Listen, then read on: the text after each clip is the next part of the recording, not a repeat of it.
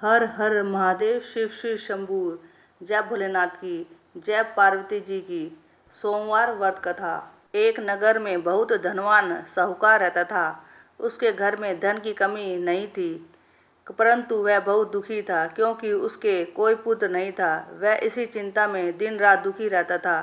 पुत्र की कामना के लिए वह प्रत्येक सोमवार शिव जी का व्रत और पूजन किया करता था तथा सायकाल मंदिर जाकर शिव जी के सामने दीपक जलाया करता था।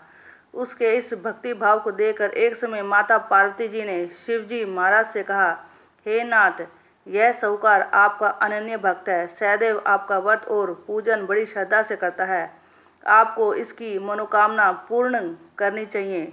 शिव जी ने कहा, हे पार्वती, यह संसार कर्म क्षेत्र है। जैसे किसान खेत में जैसा बीज बोता है वैसे ही फसल काटता है, इसी तरह मनुष्य संसार में जैसा कर्म करते हैं वैसा ही फल भोगते हैं।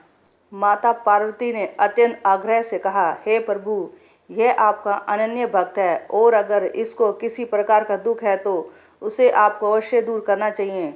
आप तो सदैव अपने भक्तों पर दयालु होते हैं और उनके दुखों को दूर करते हैं। यदि आप ऐसा नहीं करेंगे तो मनुष्य आपका पूजन तथा व्रत क्यों करेंगे। माता पार्वती का ऐसा आग्रह देख शिवजी कहने लगे, हे पार्वती, इसके कोई पुत्र नहीं है, इसी चिंता में यह अति दुखी रहता है। इसके भाग्य में पुत्र न होने पर भी मैं इसको पुत्र की प्राप्ति करा देता हूँ, परंतु वह पुत्र केवल 12 वर्ष तक ही जीवित रहेगा। इसके पश्चात वह मृत्यु को प्राप्त हो जाएगा। इससे अधिक मैं इसके लिए कुछ नहीं कर सकता हूँ। माता पार्वती और भगवान शिव का यह वार्तालाप साहूकार सुन रहा था। इससे साहूकार को ना तो खुशी हुई और ना ही दुख हुआ। वह पूर्व की तरह शिवजी का व्रत और पूजन करता रहा। कुछ समय बाद साहूकार की स्त्री गर्भवती हुई और 10वें महीने में उसके गर्भ से अति सुंदर पुत्र हुआ। साहूकार के घर में बहुत खुशियां मनाई गई, परंतु साहूकार तो यह जानता था कि उसकी केवल 12 वर्ष की आयु है, इसलिए उसने अधिक खुशी प्रकट नहीं की और ना ही किसी को यह भेद बताया। जब वह बालक 11 वर्ष का हो गया तो बालक की माता ने उसके पिता से उसका विवाह करने के लिए कहा। साहूकार ने कहा, अभी मैं इसका विवाह नहीं करूंगा, मैं अपने पुत्र को काशी पढ़ने के लिए भेजूंगा। साहूकार ने बालक के मामा को बुलाकर उसको बहुत सा धन देकर कहा, तुम इस बालक को काशी पढ़ने के लिए ले जाओ और रास्ते में जिस स्थान पर जाओ यज्ञ तथा ब्राह्मण को भोजन कराते वे दक्षिणा देते जाना। दोनों मामा भांजे यज्ञ करते और ब्राह्मणों को भोजन कराते तथा दक्षिणा देते काशी की ओर चल पड़े।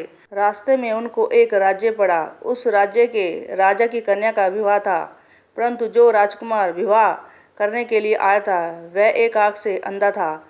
उसके पिता को इस बात की बड़ी चिंता थी कि कहीं राजकुमार को देखकर राजकुमारी तथा उसके माता पिता विवाह में किसी प्रकार की अड़चन पैदा ना कर दे।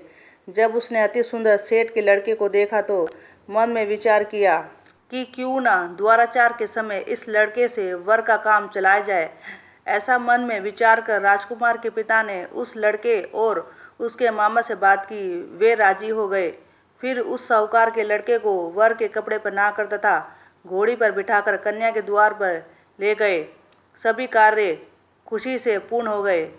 राजकुमार के पिता ने सोचा कि यदि विवाह का कार्य भी उसी लड़के से करा लिया जाए तो क्या बुराई है। ऐसा विचार कर लड़के और उसके मामा से कहा, यदि आप फेरों और कन्यादान के काम को भी करा दे तो आपकी बड़ी कृपया होगी। मैं इसके बदले आपको बहुत सारा धन दूंगा। दोनों ने इस बात को बड़ी सरलता से स्वीकार कर लिया और विवाह का कार्य भी बहुत अच्छी तरह से संपन्न हो गया।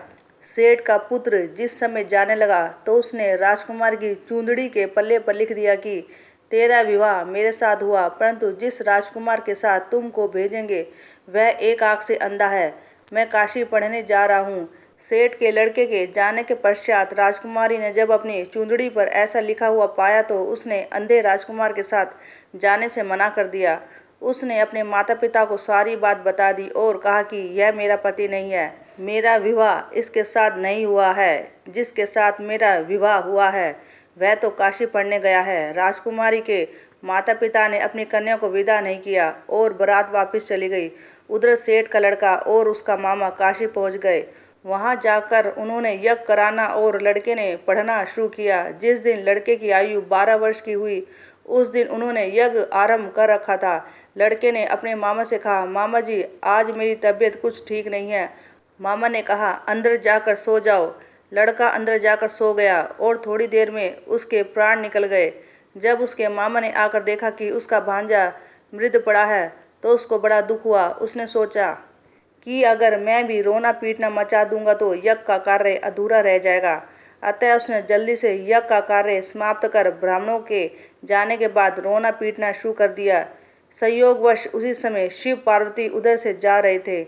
जब उन्होंने जोर जोर से रोने की आवाज़ सुनी तो पार्वती जी ने कहा, हे नाथ, कोई दुखिया रो रहा है, इसके कष्ट को दूर कीजिए। जब शिवजी पार्वती वहां पहुंचे तो उन्होंने पाया कि वहां एक लड़का है जो आपके वरदान से उत्पन्न हुआ था। शिवजी ने कहा, हे पार्वती, इसकी आयु इतनी ही थी, वह यह भोग चुका है।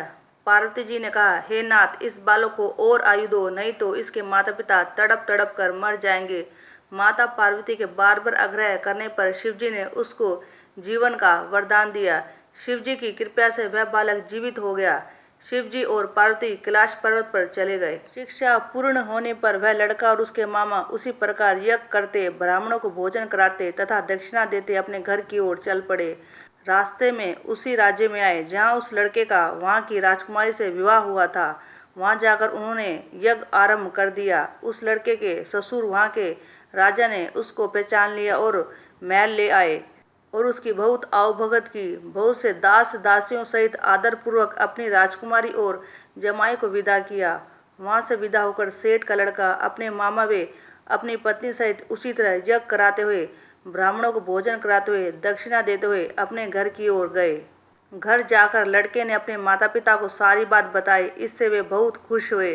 हे पार्वती शिव, जैसे आपने सेठ वे उसके परिवार को दिया वैसे सभी को देना। सोमवार व्रत कथा कहने सुनने और ओंकारा देने वाले सबको देना। अगर वीडियो अच्छी लगे तो चैनल को लाइक सब्सक्राइब करके बेल आइकन पर क्लिक करके ऑल पर क्लिक करें। Thanks for watching this video.